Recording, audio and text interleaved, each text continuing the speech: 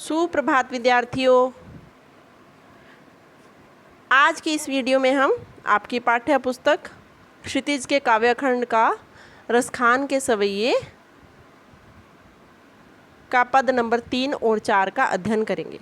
इससे पहले की वीडियो में मैंने आपको रसखान के सवैये का पद नंबर 1 और 2 अध्ययन करवाया था। तो आइए बच्चों शुरू करते हैं।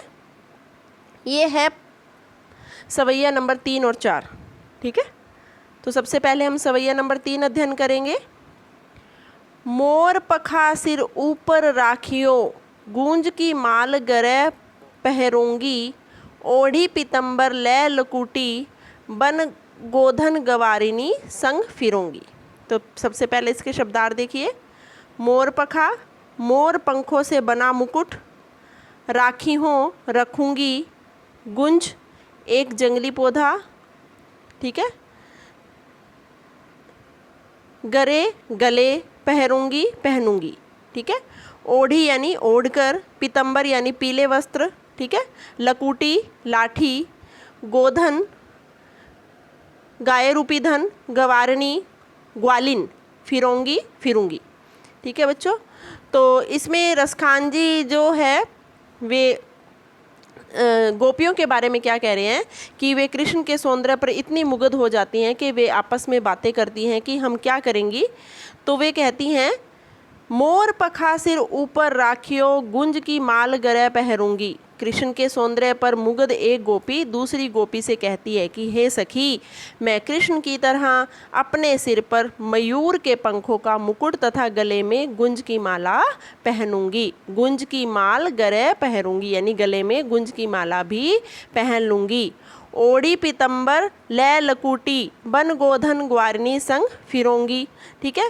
वे कह रही हैं कि मैं पीले वस्त्र धारण कर, ओढ़ी पीतम्बर यानी कि पीले वस्त्र धारण करके, ठीक है, और लकूटी यानी लकड़ी हाथ में लेकर, ठीक है, ग्वारिनी यानी ग्वालिन बनकर फिरूंगी, ठीक है। वे कह रही हैं कि मैं पीले वस्त्र धारण कर श्री कृष्ण की तरह ही गायों के पीछे लाठी लेकर वन वन फिरूंगी, ठीक है बच्चों। तो आगे की 2 पंक्तियाँ देखिए। भाव तो वो ही मेरो रसखानी, सो तेरे कहे सब स्वांग करूंगी, या मुरली मुरलीधर की अधरान धरी अधरा न धरूंगी, ठीक है। शब्दार्थ है कि भाव तो अच्छा लगना, ठीक है, वो ही यानी जो कुछ, ठीक है, स्वांग यानी कि रूप धारण करना, मुरलीधर यानी जी कृष्ण को कहा गया, ठीक है, अधरा होठों पर, ना धरूंगी मतलब नहीं धरूंगी, ठीक है। इसके शब्दार्थ कुछ इस तरह से थे बच्चों जो मैंने आपको बता दिया। अब इसकी व्याख्या कुछ इस तरह से है। वे कह रही हैं कि मेरे कृष्ण का जो रूप है, जो हमें सब कुछ अच्छा लगता है, वो मैं सब करने को तैयार हूँ, ठीक है। जो कृष्ण का रूप है, जो हमें अच्छा लगता है, वो मैं सब करने के तैयार हूँ। भाव तो वो ही मेरो रसखानी, सो तेरे कहे स्वांग करूँगी, मतलब जो कृष्ण को अच्छा लगता है, जो कृष्ण का रूप है, जो हमें अच्छा लगता है, मैं वो सब कुछ करने को तैयार हूँ। पर हे सखी, या मुरली मुरलीधर की अधरान धरी अधरा न धरूंगी। पर हे सखी, कृष्ण की इस मुरली को मैं अपने होठों पर कभी भी न धरूंगी, ठीक है।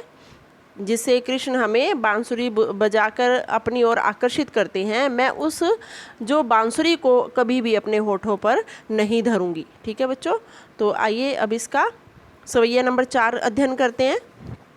काननी दे अंगुरी रहीबो जभी, मुरली धुनी मंद बजे है, मोहिनी तानन सो रसखानी, अटा चढ़ी गोदन गह तो गह।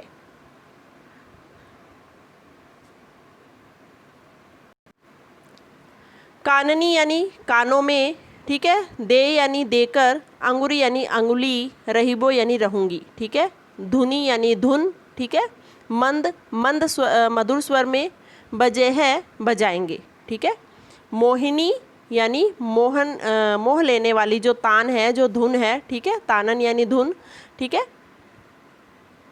अटा यानी कि अटालिका, ठीक है, गोधन ब्रज क्षेत्र में गाया जाने वाला लोकगीत, ठीक है, गह है तो गह यानी गाएंगे, ठीक है। तो इसकी व्याख्या बच्चों कुछ इस तरह से है।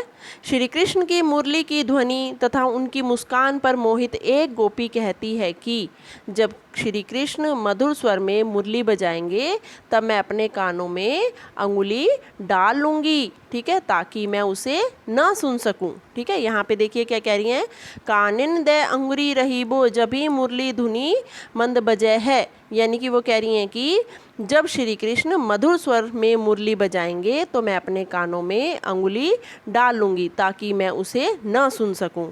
मोहिनी तानन सो रस खानी अटा चढ़ी गोदिन गह तो गह।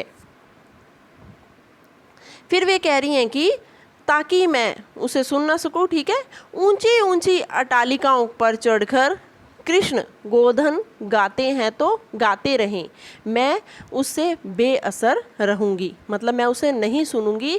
वे अगर जो गोधन है यानी जो ब्रिज क्षेत्र में गाया जाने वाला यानी जो गीत है, लोकगीत है, अगर वो अटालिका यानी कि जो ये छत होती है, ठीक है बच्चों, यहाँ पर इसे अटालिका कहा गया है, ठीक है, अटालिका के ऊपर चढ़कर अगर वो गीत गाते हैं तो मैं उस पर ध्यान नहीं दूंगी, वो जो गीत है मैं उससे बेअसर रहूँगी, ठीक है, मेरे ऊपर उसका कोई असर नहीं रहेगा। आगे देखिए, टेरी कहूँ सिगरे ब्रिज लोगिनी काली को कितनो समझे है, मायरी वाह मुख की मुस्कानी सम्हारी न जय है न जय है न जय है। ठीक है, तो यहाँ पे शब्दार्थ देखिए,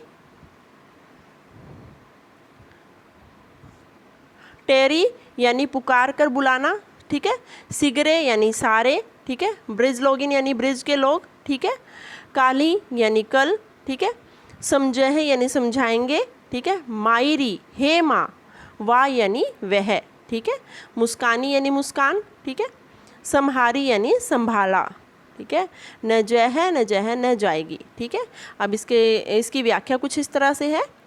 वे कह रही हैं कि टेरी कहो सिगरे ब्रिज लोगिन काली को कितनो समझे है। वे कह रही हैं मैं ब्रिज के लोगों से चिल्ला कर कहना चाहती हूँ कि कल को मुझे कोई कितना भी समझाए, माई रीवा मुख की मुस्कानी सम्हारी न जय है न जय है न जय है। वे कह रही हैं कि पर श्री कृष्ण की मुस्कान पर मैं अपने वश में नहीं रह सकूंगी, मुझ पर उस मुस्कान का जादू अवश्य चल जाएगा, फिर मुझे संभालना मुश्किल हो जाएगा। ठीक है, वे कह रही हैं कि मैं अपने आप पर काबू नहीं रख पाऊंगी, जो श्री कृष्ण की मुस्कुराहट है उसको देखते हुए मैं अपने आप पर काबू नहीं रख पाऊंगी। हाँ जी बच्चों, तो ये इसके सवैया नंबर 3 और 4 मैंने आपको अध्ययन करवाया है। मैं आशा करती हूँ कि आपको अच्छी तरह से समझ में आ गया होगा। धन्यवाद।